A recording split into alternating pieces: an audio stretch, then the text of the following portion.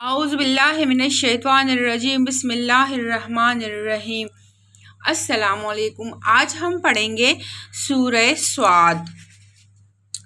اللہ کے نام سے جو بے انتہا مہربان اور رحم فرمانے والا ہے۔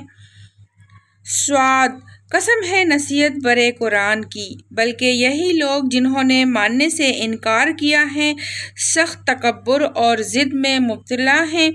ان سے پہلے ہم ایسی کتنی ہی قوموں کو ہلاک کر چکے ہیں، اور جب ان کی شامت آئی ہے تو وہ چیخ اٹھے ہیں، مگر وہ وقت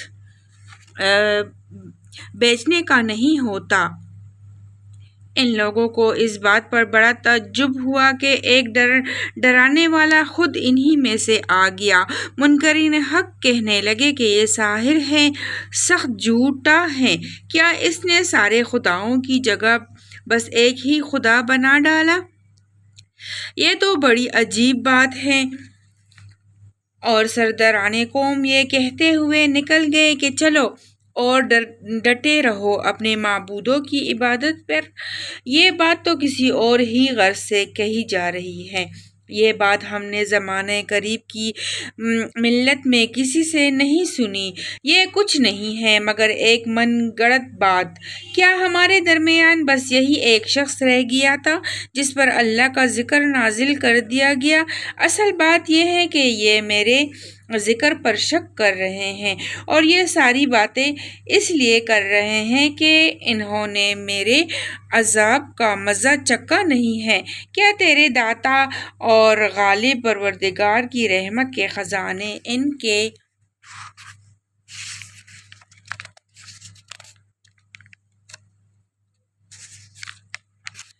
قبضے میں ہیں؟ کیا یہ آسمان اور زمین اور ان کے درمیان کی چیزوں کے مالک ہیں؟ اچھا تو یہ عالم اسباب کی بلندیوں پر چڑھ کر دیکھے۔ یہ تو جتوں میں سے ایک چھوٹا سا جتا ہے جو اسی جگہ شکست کھانے والا ہے۔ ان سے پہلے نوح کی قوم اور عاد اور میخوں والا فرعون اور سمود اور قوم لوط اور ایکا والے جھٹلا چکے ہیں۔ جتے ہوتے ان میں سے ہر ایک نے رسولوں کو جھٹلایا، اور میری عقوبت کا فیصلہ اس پر چسپاں ہو کر رہا۔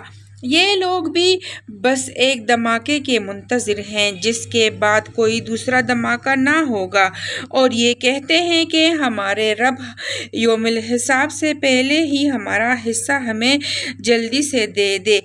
اے نبی صلی اللہ علیہ وآلہ وسلم، صبر کرو ان باتوں پر جو یہ لوگ بناتے ہیں، اور ان کے سامنے ہمارے بندے داؤد کا قصہ بیان کرو جو بڑی قوتوں کا مالک تھا، ہر معاملے میں اللہ کی طرف رجوع کرنے والا تھا۔ ہم نے پہاڑوں کو اس کے ساتھ مسخر کر رکھا تھا کہ صبح و شام اور اس کے ساتھ تسبیح کرتے تھے۔ پرندے سمٹ آتے سب کے سب اس کی تسبیح کی طرف متوجہ ہو جاتے تھے۔ ہم نے اس کی سلطنت مضبوط کر دی تھی، اس کو حکمت عطا کی تھی اور فیصلہ کن بات کہنے کی صلاحیت بخشی تھی۔ پھر تمہیں کچھ خبر پہنچی ہے ان مقدمے والوں کی جو دیوار چڑھ کر اس کے بالا خانے میں گھس آئے تھے؟ جب وہ داؤد کے پاس پہنچے تو وہ انہیں دیکھ کر گھبرا گیا۔ انہوں نے کہا، ڈریے نہیں، ہم دو فریق مقدمہ ہیں جن میں سے ایک نے دوسرے پر زیادتی کی ہے۔ اب آپ ہمارے درمیان ٹھیک ٹھیک حق کے ساتھ فیصلہ کر دیجئے، بے انصافی نہ کیجئے اور ہمیں راہ راست بتائیں۔ یہ میرا بھائی ہے، اس کے پاس 99 دمبیاں ہیں اور میرے پاس صرف ایک ہی دمبی ہے۔ اس نے مجھ سے کہا کہ یہ ایک دمبی بھی میرے حوالے کر دے، اور اس نے گفتگو میں مجھے دبا لیا۔ داؤد نے جواب دیا، اس شخص نے اپنی دمبیوں کے ساتھ تیری دمبی ملانے کا مطالبہ کر کے یقیناً تجھ پر ظلم کیا۔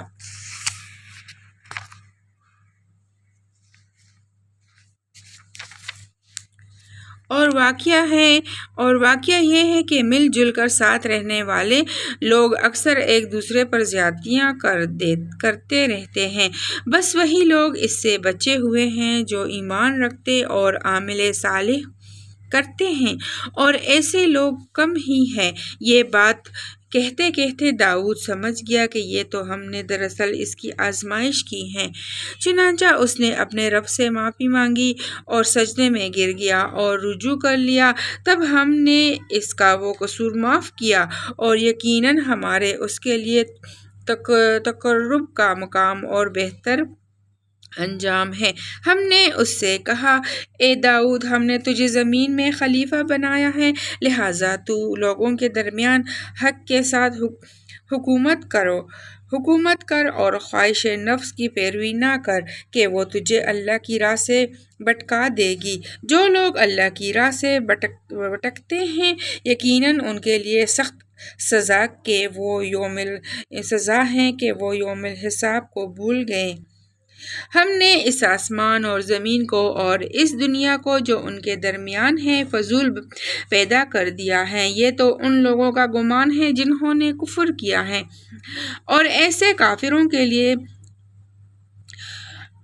بربادی ہے جہنم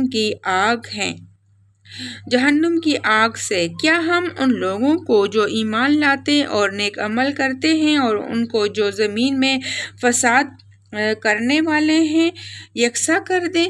کیا متقیوں کو ہم فاجروں جیسا کر دیں؟ یہ ایک بڑی برکت والی کتاب ہے جو اے نبی صلی اللہ علیہ وآلہ وسلم ہم نے تمہاری طرف نازل کی ہے، تاکہ یہ لوگ اس کی آیات پر غور کریں اور عقل اور فکر رکھنے والے اس سے سبق لیں۔ اور داؤد کو ہم نے سلیمان جیسا بیٹا عطا کیا، بہترین بندہ، کثرت سے اپنے رب کی طرف رجوع کرنے والا۔ قابل ذکر ہے وہ موقع جب شام کے وقت اس کے سامنے خوب سدے ہوئے گھوڑے پیش کیے گئے، تو اس نے کہا، میں نے اس مال کی محبت اپنے رب کی یاد کی وجہ سے اختیار کی ہے، یہاں تک کہ جب وہ گھوڑے نگاہ سے اوجھل ہو گئے تو اس نے حکم دیا کہ انہیں میرے پاس واپس لاؤ۔ پھر لگا ان کی پنڈلیوں اور گردنوں پر ہاتھ پھیرنے، اور دیکھو کہ سلیمان کو بھی اس نے آزمائش میں ڈالا اور اس کی کرسی پر ایک جست لا کر ڈال دیا۔ پھر اس نے رجوع کیا اور کہا کہ اے میرے رب، مجھے معاف کر دے اور مجھے وہ بادشاہی دے جو میرے بعد کسی کے لیے سزاوار نہ ہو۔ بے شک تو ہی اصل داتا ہے۔ تب ہم نے اس کے لیے ہوا کو مسخر کر دیا جو اس کے حکم سے نرمی کے ساتھ چلتی تھی جدھر وہ چاہتا تھا، اور شیاطین کو مسخر کر دیا، ہر طرح کے معمار اور غوطہ خور اور دوسرے جو پابند سلاسل تھے۔ ہم نے اس سے کہا، یہ ہماری بخشش ہے، تجھے اختیار ہے جسے چاہے دے اور جسے چاہے روک لے، کوئی حساب نہیں۔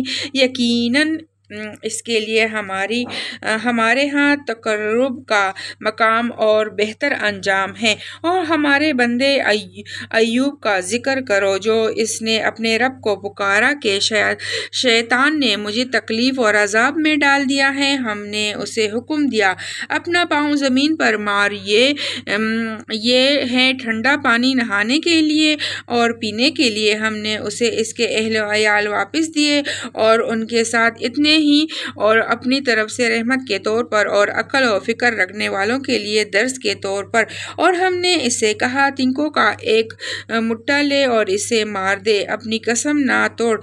ہم نے اسے صابر پایا، بہترین بندہ، اپنے رب کی طرف بہت رجوع کرنے والا۔ اور ہمارے بندوں ابراہیم اور اسحاق اور یعقوب کا ذکر کرو، بڑی قوت عمل رکھنے والے اور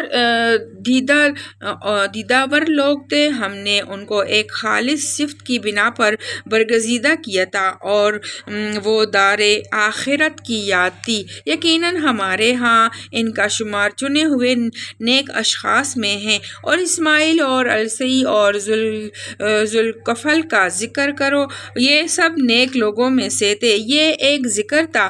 اب سنو کہ متقی لوگوں کے لیے یقیناً بہتر بہترین ٹھکانہ ہے۔ ہمیشہ رہنے والی جنتیں جن کے دروازے ان کے لیے کھلے ہوں گے اور ان میں وہ تکیے لگائے بیٹھے ہوں گے، خوب فواکہ کے اور مشروبات طلب کر رہے ہوں گے، اور ان کے پاس شرمیلی ہمسن بیویاں ہوں گی۔ یہ وہ چیزیں ہیں جنہیں حساب کے دن عطا کرنے کا تم سے وعدہ کیا جا رہا ہے۔ یہ ہمارا رزق ہے جو کبھی ختم ہونے والا نہیں۔ یہ تو ہے متقیوں کا انجام، اور سرکشوں کے لیے بدترین ٹھکانہ ہے جہنم، جس میں وہ جلسے جائیں گے۔ بہت ہی بری قیام گاہ یہ ہے ان کے لیے، پس وہ مزہ چکھے کھولتے ہوئے پانی اور پیپ لہو اور اس قسم کی دوسری تلخیوں کا۔ وہ جہنم کی طرف اپنے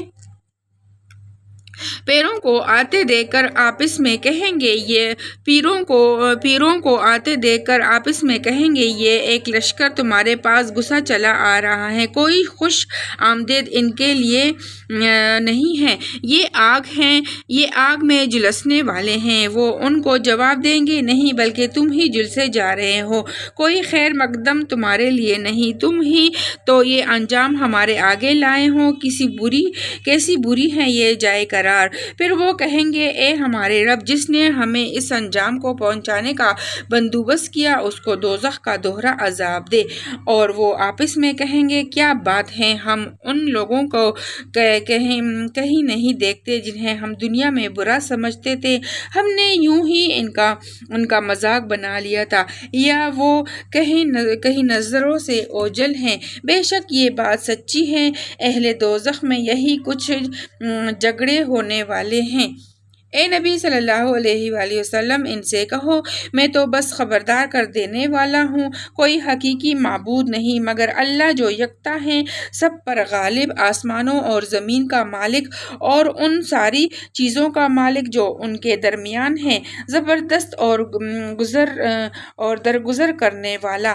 ان سے کہو یہ ایک بڑی خبر ہے جس کو سن کر تم منہ پھیرتے ہو، ان سے کہو مجھے اس وقت کی کوئی خبر نہ تھی جب اللہ میں جھگڑا ہو رہا تھا، مجھ کو تو وحی کے ذریعے سے یہ باتیں صرف اس لیے بتائی جاتی ہے کہ میں کلا خبردار کرنے والا ہوں۔ جب تیرے رب نے فرشتوں سے کہا میں مٹی سے ایک بشر بنانے والا ہوں، پھر جب میں اسے پوری طرح بنا دوں اور اس میں اپنی روح پھونک دوں تو تم اس کے آگے سجدے میں گر جاؤ۔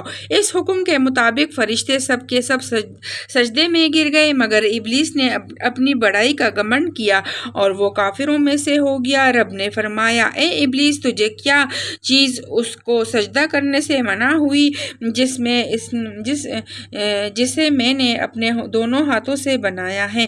تو بڑا بن رہا ہے یا تو ہے ہی کچھ اور اونچے درجے کے ہستیوں میں سے؟ اس نے جواب دیا میں اس سے بہتر ہوں، آپ نے مجھ کو آگ سے پیدا کیا ہے اور اس کو مٹی سے۔ فرمایا اچھا تو یہاں سے نکل جا، تو مردود ہے اور تیرے اوپر یوم الجزا تک میری لعنت ہے۔ وہ بولا اے میرے رب، یہ بات ہے تو پھر اس وقت تک کے لیے مجھے مہلت دے دے جب یہ لوگ دوبارہ اٹھائے جائیں گے۔ فرمایا اچھا تو تجھے اس روز تک کی مہلت ہے جس کا وقت مجھے معلوم ہے۔ اس نے کہا تیری عزت کی قسم، میں ان سب لوگوں کو بہکا کر رہوں گا بجز تیرے ان بندوں کے جنہیں تو نے خالص کر لیا ہے۔ فرمایا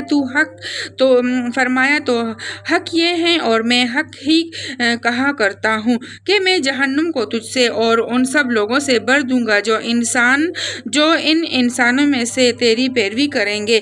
اے نبی صلی اللہ علیہ وآلہ وسلم، ان سے کہہ دو کہ میں اس تبلیغ پر تم سے کوئی اجر نہیں مانگتا اور نہ بناوٹی لوگوں میں سے ہوں۔ یہ تو ایک نصیحت ہے تمام جہان والوں کے لیے، اور تھوڑی مدت ہی گزرے گی تمہیں اس کا حال خود معلوم ہو جائے گا۔ صدق اللہ العظیم۔